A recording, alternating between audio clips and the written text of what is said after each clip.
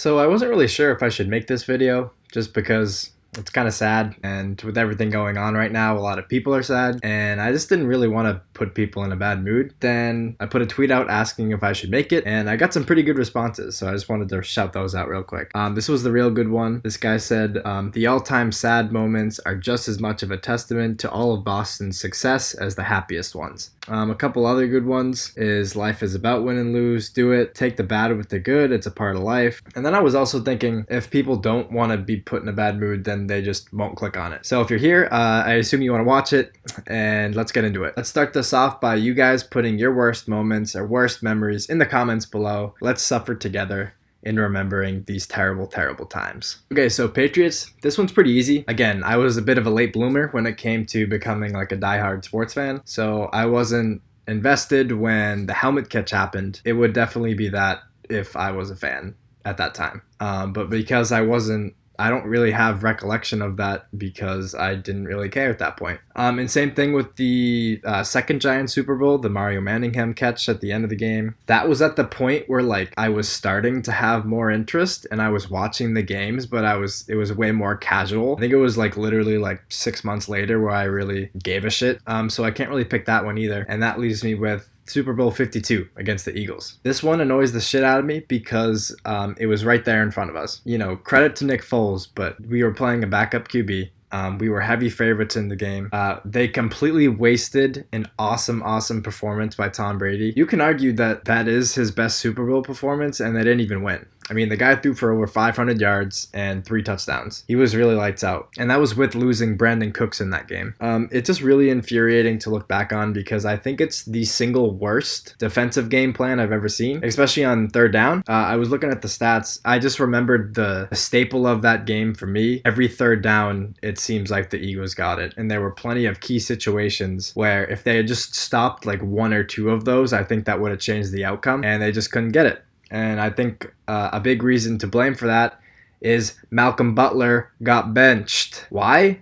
We still don't really have a concrete answer, and I don't think we ever will. But whatever it is that he did do, I don't think it's warranted to be benched for the Super Bowl. I mean, like, that's what you work all year for. And by benching a player, even if he did do something wrong, you know, that would make me mad if I was a different player on the team who didn't do anything wrong, because sitting out your best corner, now granted, he didn't do great that year, but he was still, you know, our number one guy. Sitting out your top corner in the Super Bowl hurts the rest of the guys in the locker room. So like, unless he freaking burned down an orphanage, I think he should have been playing that game. I just remember being in such shock and such disappointment that we wasted a truly spectacular performance from the GOAT, and it just didn't matter. I mean, 41 points, looking at these stats, you know, at 10 for 16 on third downs, that's basically 75% on third downs, and you're just not likely to win in that scenario. I'd forgot about this. This was a huge thing. The Patriots didn't punt this game.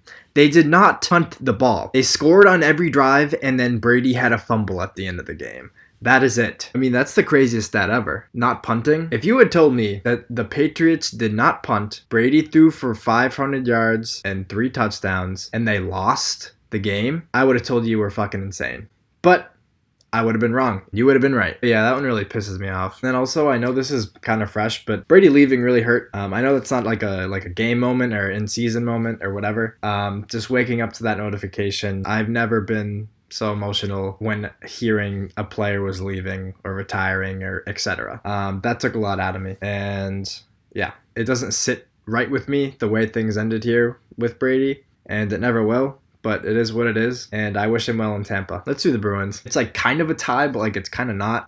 It's really close between the 2013 Stanley Cup Final and the 2019 Stanley Cup Final. But for me personally, 2013 is a tiny bit easier to swallow, only because the opponent, the Blackhawks, they were a juggernaut, right? I mean, that Bruins team was filthy, but that Blackhawks team was equally as talented. So losing to that awesome team is just easier for me to swallow, if that makes sense. I mean, it still sucks, and you know, the way Game 6 ended, you know, I was so mentally prepared. We were only a couple minutes away from going to Game 7, and then it all fell apart in about under 30 seconds, and then all of a sudden the season was over. And that's the last time I've cried during a game. I'm not a crier when it comes to sports. If I'm upset, I'll usually just get really quiet, or I'll like occasionally yell. I'm not super like angry, like get up and, you know, kick my TV through the wall either. I'll either just get really quiet or I'll say something in like a really annoyed tone, but I'm not usually a yeller unless it's like yelling excitement.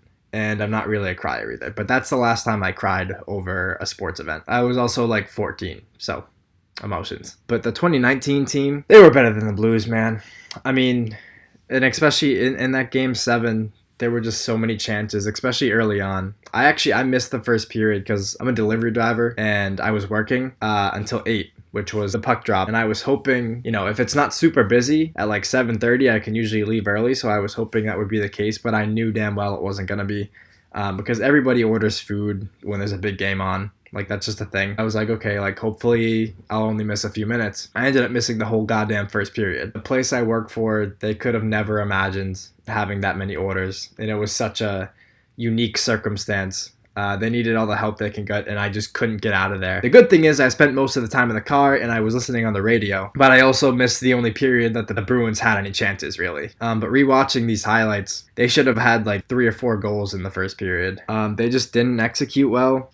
In the whole series in general, they kind of let the Blues' physicality got to them, and it wore them down. The perfection line of Bergeron, Marchand, and Pasternak just didn't show up the whole series. And overall, it was just really disappointing. We were a better team, and we just got outplayed. Especially considering the fact that all of the top seeds lost in the first round, which is part of the reason why I love the Stanley Cup playoffs, and I think they're the best out of any of them. I think they're the best playoffs, and part of the reason why is because it's anyone's game, right? I think out of all the 4 major sports, hockey is the one where there's the most upsets. And last year was a perfect example of that. I mean, that was just ridiculous, but stuff like that happens pretty frequently, just usually not to that magnitude. But anyways, it was laid out for them perfectly. You know, they didn't have to play Tampa, and it was just like the writing was on the wall. They should have won. When they didn't, it was really frustrating. I will say, though, the tips I got on the night of Game 7 were insane.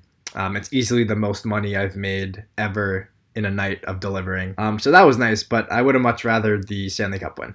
For the Celtics, there's not a whole lot to choose from here, but I would say Game 7 against the Cavs in 2017, I think. You know, the year where Gordon Hayward snapped his ankle and then Kyrie went out later in the season with an injury. It was a really fun playoff run. Tatum and Brown really carried the team. And it seemed like they were going to the finals. They were up 2-0 in the series. They had home court. Everything was looking great. Game 7 came around and it was at the Garden. And the first half was underway. And I remember thinking at halftime, they were only up by like 8 or something. And I was like, they should be up by like 20 by now. And it just didn't sit right with me. It didn't feel right. They were struggling from the field. Sure enough, later on, they lost it. It was very low scoring. A lot of guys had bad shooting nights. Specifically, Terry Rozier. My dude went 0 for 10 from 3-point range. Brown struggled, Smart struggled, and Marcus Morris all struggled from the field, especially from 3-point land. I think they went 7 for 39. I can't do that math in my head, but it's fucking awful. But yeah, that one really annoyed me. And granted, they were most likely going to lose in the finals anyways to Golden State, but I think it would have been a much more interesting series given the prior few years when they have played Golden State.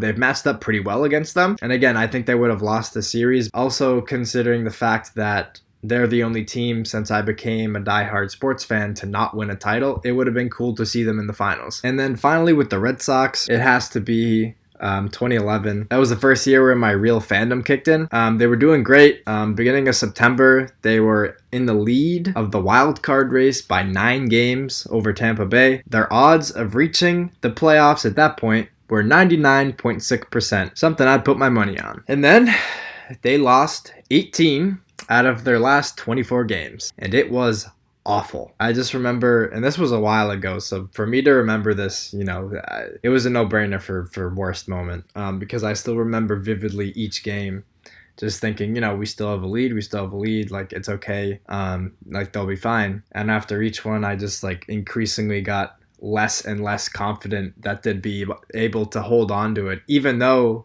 they were so far ahead in the race, I was just like, how is this team going to win another game? Like, it just felt like every night they were going to lose. It was freaking horrendous. And to cap it all off, the very last game, all they needed was a win. And if they lost, I believe if Tampa lost 2, they still would have made it. But I remember You know, we were leading late in the game, and then Papelbon blew the save. I was like, Tampa's losing to the Yankees. They're up 7-0, 6-0, whatever it was.